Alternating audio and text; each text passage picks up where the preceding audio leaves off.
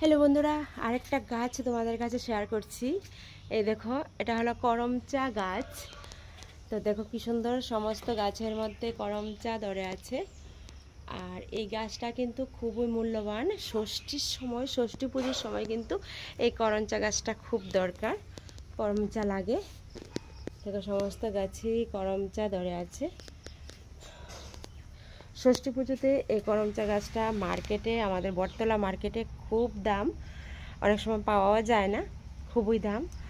আর আমাদের বাড়িতে কিন্তু এই করমচা গাছটা দেখো খুব সুন্দরভাবে সব সময় প্রত্যেক বছরই মা এটা লাগিয়েছিল গাছটা। দেখো অনেকটাই খুব সুন্দরভাবে করমচা ধরে আছে, একদম নিচ থেকে উপর অবধি। এই দেখতে পাচ্ছ।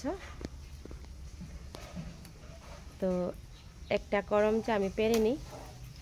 এই দেখো, একটা করমচা আমি পেরে নিয়েছি, দেখাচ্ছি। গাছটার মধ্যে ছোটো ছোটো কিন্তু কাঁটাও আছে, এই যে ছোটো ছোটো কাঁটা আছে।